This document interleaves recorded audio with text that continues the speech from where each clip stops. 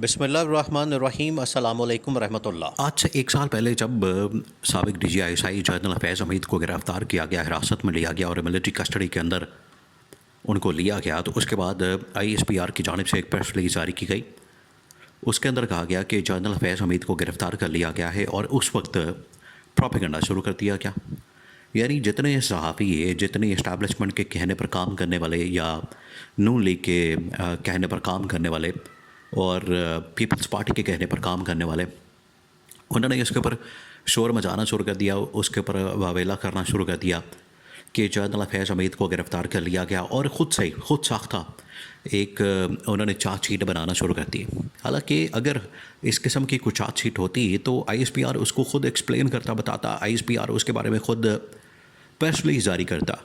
लेकिन इन लोगों ने क्या किया, इन्होंने खुद से जो एक ऑफिशियल या अनऑफिशियल एक बयानिया बनाना शुरू कर दिया, अनऑफिशियल बयानिया बनाना शुरू कर दिया कि जनरल फैज़ हमीद के 9 मई के साथ डायरेक्ट लिंक है और इमरान खान के साथ ताल्लुक़ात हैं, पीटीआई को चलाना, पार्टी को चलाना, 9 मई करवाना, ये तमाम चीज़ें, और जनरल आसिम के ख़िलाफ़ बगावत करवाना और इमरान खान के साथ मिलकर ये साजिशें करना, पाकिस्तान के अंदर इंस्टेबिलिटी, पाकिस्तान के अंदर लॉन्ग मार्च, धरने और अदम इस्तेहकाम की सियासत करना, पता नहीं क्या क्या, इस तरह की बातें जो हैं वो जोड़ के तो जनरल फैज़ हमीद के मतलब ये सारी कुछ चीज़ें डाल दी गई। उसके बाद तकरीबन कुछ 6 महीने बाद एक प्रेस रिलीज ज़रूर जारी की गई और उसमें कहा गया कि 9 मई के ऊपर और जनरल फैज़ हमीद के सियासी किरदार के ऊपर तहकीकात की जा रही हैं।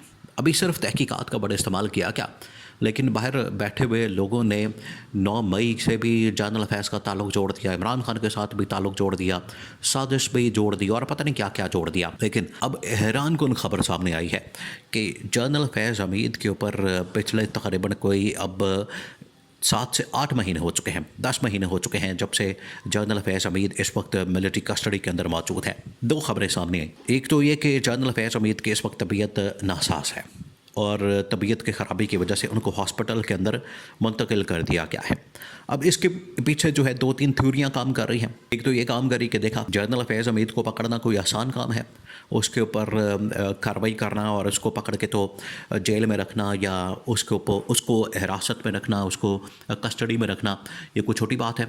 जनरल फैज़ हमीद को बिल्कुल उसी तरीके से अब ट्रीट किया जाएगा जिस तरह से जनरल मुशर्रफ को किया गया था कि जनरल मुशर्रफ को भी यहाँ से निकाल के ये लोग ले गए थे, उन्हें जाना था, बुलाया था अदालत के अंदर सुबह 9 बजे ही उनको वहाँ से सीधा वो अदालत के रास्ते पर थे और उनको हॉस्पिटल मुंतकिल कर दिया गया।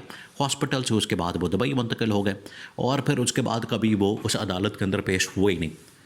तो ये टॉप लेवल की जो मिलिट्री कमांड है, मिलिट्री इस्टेब्लिशमेंट है, इसके ऊपर हाथ डालना पाकिस्तान के अंदर इतना कोई आसान काम नहीं है। ये बड़ा जान जोखों का काम है। इसके लिए आपको बड़ी हिम्मत चाहिए, इसके लिए आपको बड़ी ज़रूरत दिखानी पड़ती है, तब जाके ये मामला होता है। तो एक तो उन्हें जो हॉस्पिटल मुंतकिल कर दिया गया, उसके पीछे एक जेन्युइन वजह ये भी बताई जाती है कि उनके कहीं पेट के अंदर कोई गोली रह गई है, किसी ज़माने में कोई हादसा हो गया था, उसकी वजह से उन्हें जेल मुंतकिल, उधर हस्पताल मुंतकिल किया गया। दूसरा, इसके पीछे जो थ्योरी काम कर रही है, क्योंकि इसको बार बार इमरान खान के साथ लिंक किया जाता है, बार बार इमरान खान के साथ जोड़ा जाता है, बार बार इमरान खान के साथ, और मौजूदा गवर्नमेंट, देखिए मौजूदा गवर्नमेंट ने, इस हुकूमत ने बड़ी कोशिशें की, लाख कोशिशें कर ली कि हमें इमरान खान के ख़िलाफ़ कुछ ना कुछ मिल जाए, इमरान खान के ख़िलाफ़ हमें कोई बंदा मिल जाए, कोई गवाही मिल जाए, कोई केस मिल जाए, कोई स्कैंडल मिल जाए, कोई डॉक्यूमेंट मिल जाए, कोई शवाहिद मिल जाए, कोई एविडेंस मिल जाए। इन्होंने बड़ी कोशिश करके देख ली, लेकिन आज तक उसमें कामयाबी नहीं मिली। अब जो वादा माफ़ गवाह ढूंढने की इनकी जानिब से कोशिश की जाती है, वो कभी मलक रियाज को कहते हैं कि ये वादा माफ़ गवाह बन जाए, कभी किसी को कहते हैं, कभी किसी को कहते हैं, लेकिन वादा माफ़ गवाह इमरान खान की पार्टी को लोग छोड़ के चले गए,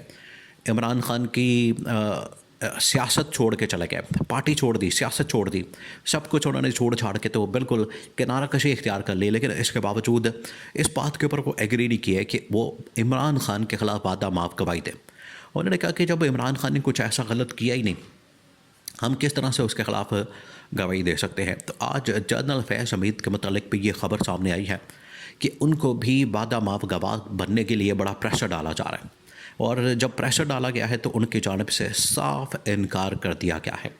बिल्कुल साफ इनकार कर दिया गया है कि मैंने बिल्कुल नहीं बना वादा माफ़ गवाह इमरान खान के ख़िलाफ़। और अगर इमरान खान ने कुछ किया है तो जाएँ इमरान खान के ख़िलाफ़ सबूत इकट्ठे करें, एविडेंस इकट्ठे करें, शवाहिद इकट्ठे करें और एविडेंस की बुनियाद के ऊपर तो उसका ट्रायल करें, उसको जेल में रखें या उसको सज़ा सुनाएं या उसको उसके ऊपर केस करें।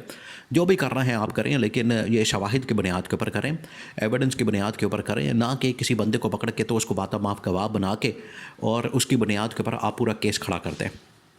ये एक तो जनरल फैज़ हमीद की जो बात है, जनरल फैज़ हमीद की जानिब से जो इनकार किया गया है, उसके बाद ये कहानी सामने आती है कि इमरान खान के ख़िलाफ़ एविडेंस नहीं है, इमरान खान के ख़िलाफ़ कोई शवाहिद नहीं है, इमरान खान के ख़िलाफ़ कोई इनके पास सबूत नहीं है, कोई करप्शन नहीं है, कोई लूट मार का कुछ भी नहीं है।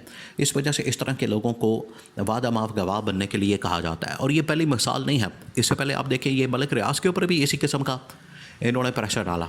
आज जो मलिक रियाज को जिन किस्म के मसाइल का सामना करना पड़ा, उसकी प्रॉपर्टियाँ सील, उसके प्रोजेक्ट सील, उसके तमाम के तमाम यहाँ पर कारोबार सील, वो किस मकसद के लिए किया जा रहा है? यानी एक बंदा मलिक रियाज वो 40-50 साल से 5 दिहाइयों से वो पाकिस्तान के अंदर काम कर रहा है, तो उस वक्त करप्शन नहीं नज़र आई उसको। उस वक्त ये गैर कानूनी काम नज़र नहीं आया कि वो गैर कानूनी स्कीमें बनाता है, लोगों के जगहों पर कब्ज़े करता है या गैर कानूनी प्लॉट बनाता है या स्कीमें बनाता है या लोगों की ज़मीनें हड़प करता है या उनको खा जाता है। तो ये क्या पिछले 40-50 साल से नज़र नहीं आया? जो अचानक से आपको नज़र आ गया कि मलिक रियाज तो बड़ा 2 नंबर किस्म का आदमी है, मलिक रियाज तो बड़ा लूट मार करने वाला आदमी है। पीछे वजह क्या? पीछे वजह ये है कि मलिक रियाज को भी ये प्रेशर डाला गया कि आप ही इमरान खान के ख़िलाफ़ वादा माफ़ गवाह बन जाएँ और उसके ख़िलाफ़ गवाही दें। उसने भी इनकार कर दिया, इनकार किया तो प्रेशर आ गया।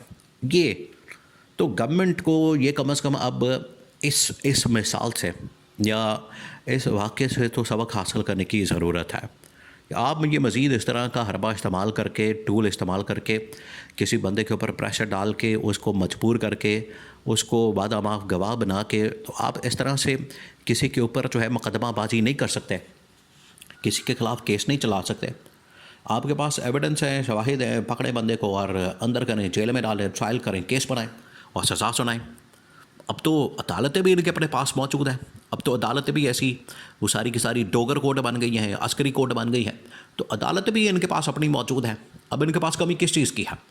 कोई इदारा, कोई बंदा, कोई शख्स, कोई इंच पाकिस्तान का इन लोगों ने नहीं छोड़ा जहाँ पर इनका कब्ज़ा ना हो, जाली हुकूमत का, जाली मैंडेट के साथ। लेकिन ये बार बार उधर जाते हैं जहाँ से इनको नाकामी का सामना करना पड़ता है। तो आज एक बार फिर इनको नाकामी का सामना करना पड़ा है।